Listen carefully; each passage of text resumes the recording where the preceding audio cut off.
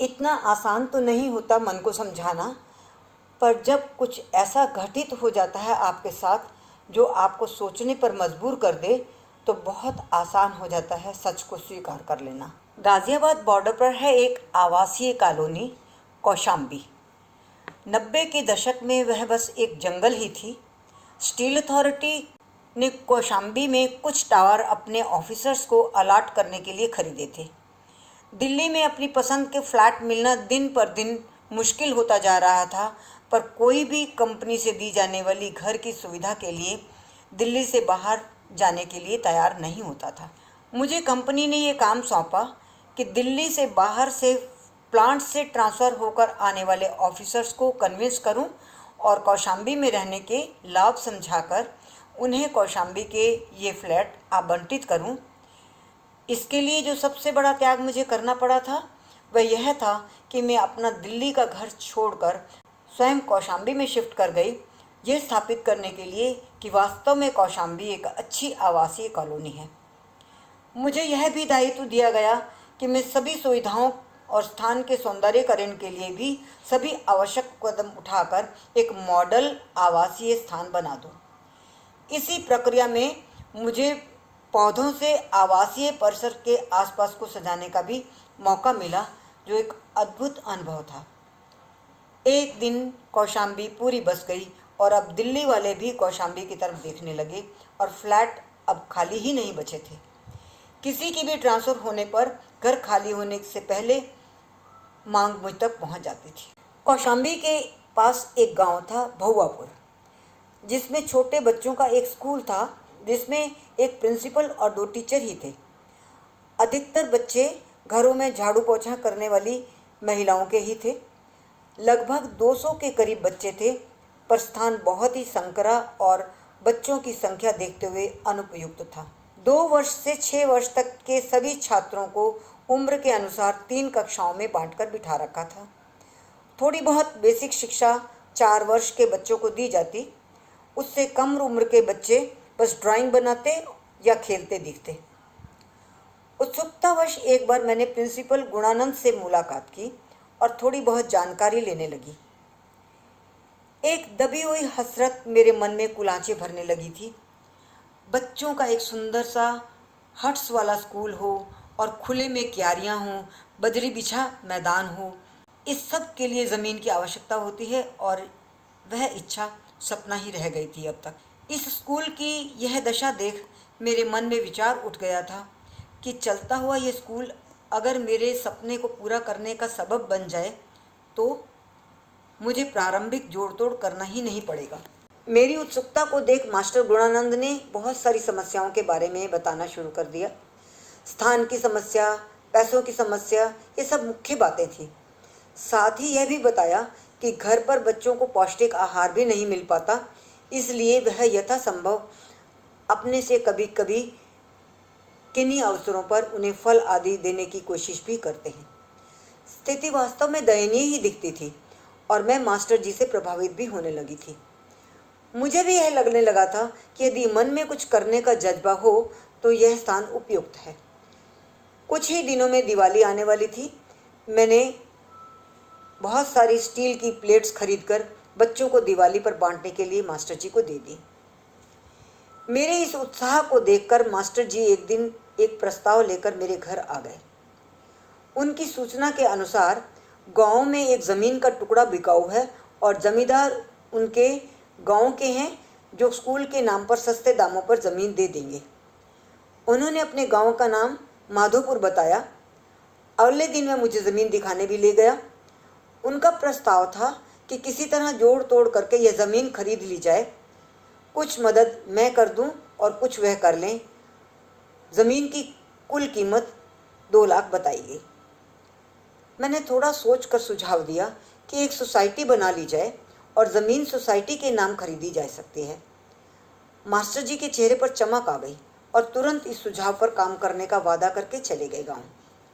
1 सप्ताह के भीतर ही मास्टर जी 11 लोगों के नामों की सूची लेकर आए, जिसमें 5 लोग उसी गांव के थे, 4 उनके गांव के, 1 उनका और 1 मेरे नाम का प्रस्ताव था। अगली बार वह गांव के एक व्यक्ति कुंदनलाल को भी साथ लेकर आए और तुरंत फुरत सोसाइटी की रूपरेखा तैयार हो गई और एक सप्ताह में ही मैंने भी डॉक्यूमेंट बना ही दिए। सोसाइटी का नाम कल्पतरु रखा गया। इसके बाद जिसकी ज़मीन थी उससे संपर्क का सिलसिला शुरू हो गया। संयोग से जब उसकी भवापुर आने की बात वह करते तब मैं टूर पर होती या जब मैं उपलब्ध होती किसी न किसी कारण से नियत दिन आ नहीं पाते। आखिर कुंदनलाल और मास्टर जी को मैंने ज़मीन के लिए बयाना देने के लिए कह दिया। यह पहला भुगतान मुझे ही करना पड़ा। मैंने बड़े प्यार से एक सुंदर सा पर्स लिया, 50,000 रुपये रखकर अपनी सभी दुआओं के साथ मास्टर जी को बुलाकर थमा दिया। साथ में एक चांदी का सिक्का भी रखा शगुन के तौर पर। इस बार कुंदन साथ नहीं आ पाया था। मैंने ज़्यादा नोटिस भी नहीं किया इस बात को। एक सप्ताह बीत गया। मैंने मास्टर जी को संपर्क करने के लिए कई फ़ोन किए। फ़ोन स्विच ऑफ आता रहा। एक वहम सा हुआ और मैं गांव की तरफ स्कूल तक चली गई। पता चला मास्टर जी के पिता बीमार हैं, इसलिए वह गांव गए हैं। एक टीचर सब बच्चों को संभाल रही थी, दूसरी टीचर छुट्टी पर थी। टीचर मुझे देख बड़ी अनमनी सी दिखी और शिकायत के लहजे से बोली, मैडम जी, आपने मास्टर जी को दिवाली गिफ्ट दिया और हमें भूल गए। हम भी तो जी जान से बच्चों की सेवा करते हैं। हमें तो पिछले 4 महीने से वेतन भी नहीं मिला। माथा तो ठनक गया, पर अब इंतजार के सिवाय कुछ हो नहीं सकता था। एक वज्रपात हुआ बस एक ही दिन बाद। मास्टर जी ने अपनी पत्नी की हत्या कर दी। घर के भीतर खून से सनी लाश को छोड़कर भाग गए, पर रांची से उन्हें अरेस्ट कर लिया गया है। 2 बच्चों को वह पहले ही उनके ननिहाल गांव भिजवा चुके थे। मास्टर जी के एक टीचर के साथ संबंध थे, जिस पर पति पत्नी में बहुत झगड़े होते रहते थे और कई बार उनकी पत्नी सारा टाइम स्कूल में आकर बैठी रहती थी। सारे घटनाक्रम से यह सिद्ध होता था कि हत्या एक सोची समझी साजिश थी। अचानक हुआ हादसा नहीं था। बहुत भयावह था वह सब कुछ। दूसरी टीचर भी लापता थी और उसकी खोज जारी थी। टाउनशिप इस हादसे से हतप्रभ थी। सबकी कामवालियों के बच्चे स्कूल में पढ़ते थे और यह बात स्पष्ट होने लगी कि मास्टर जी न तो टीचर्स का वेतन समय पर देते थे, न वो कहीं कोई खर्च ही करते थे स्कूल को बेहतर बनाने के लिए। प्रस्तावित ज़मीन भी बिकाऊ नहीं थी। ज़मीन का मालिक पता नहीं कौन था, कोई नहीं जानता था, पर मास्टर जी ने वही ज़मीन दिखाकर और मेरा नाम लेकर गांव के 3 लोगों से पैसे भी स्कूल के नाम पर ले लिए थे। अपने अज्ञान और बिना परखे विश्वास करने के लिए आत्मग्लानि सी भरी मैं काफ़ी दिन सदमे में रही। अपने को सारे प्रसंग से दूर रखा। इस बात का जिक्र भी किसी से नहीं किया कि मैं किसी तरह उनकी कुटिल योजना का हिस्सा बनकर ठगी गई थी। मेरी सारी बुद्धि और विवेक का इतना बड़ा अपमान हुआ था। कुछ दिनों में उत्सुकतावश स्कूल की तरफ जाने से अपने को रोक नहीं सकी, यह जानते हुए भी कि अब वहाँ क्या होना है। अपेक्षा के अनुसार वहाँ तो सब उजाड़ खंडहर इमारत ही बची थी, पर स्कूल के पास एक शिव मंदिर था, जिसमें से पुजारी मुझे देख बाहर आ गए और मुझे इशारे से बुलाया। वहीं अहाते में बैठने के लिए चारपाई बिछा दी। मैं इस विषय पर कुछ भी बात नहीं करना चाहती थी, पर अज्ञान बनी उनकी बात सुनती रही। पुजारी मास्टर गुणानंद के पिता के मित्र थे, जो बड़े जाने माने शिव भक्त थे। पुजारी ने ही बताया कि गुणानंद के आचरण से उनके पिता बहुत खिन्न थे, विक्षुब्ध थे और अब उनके पुत्र के साथ कोई संबंध भी नहीं थे। उन्होंने बहुत कोशिश की थी कि गुणानंद गांव में आकर बस जाए और उनकी पूजा अनुष्ठान को आगे बढ़ाए।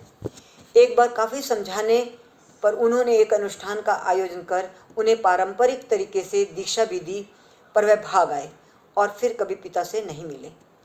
अंत में उन्होंने अपने पुत्र को त्याग दिया और फिर गत साल चल बसे थे। मेरा माथा ठनका।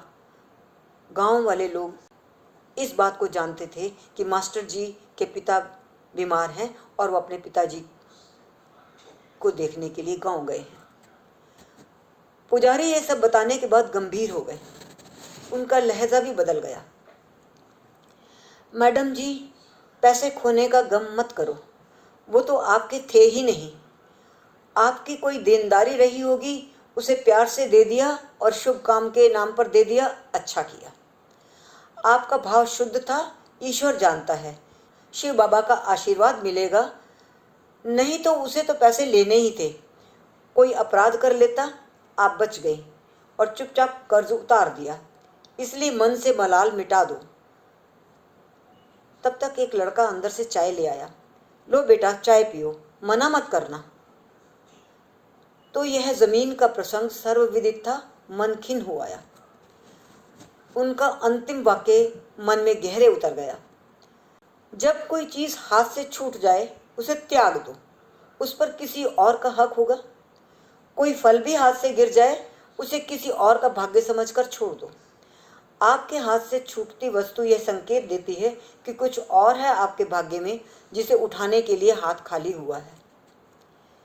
मैं पैसों के लिए इतनी दुखी थी भी नहीं जितना इस हादसे ने मेरा विश्वास तोड़ा था, पर पुजारी के शब्दों ने मेरा सोच बदल दिया। उस दिन के बाद से मैंने किसी चीज के खोने का गम नहीं किया। मुश्किल लगता है सुनकर इस बात को दिल में उतारना, पर एक बार ये भाव मन में उतर जाए तो सब कुछ कितना आसान और सरल हो जाता है। ये मैंने उस घटना के बाद जीवन भर अनुभव किया।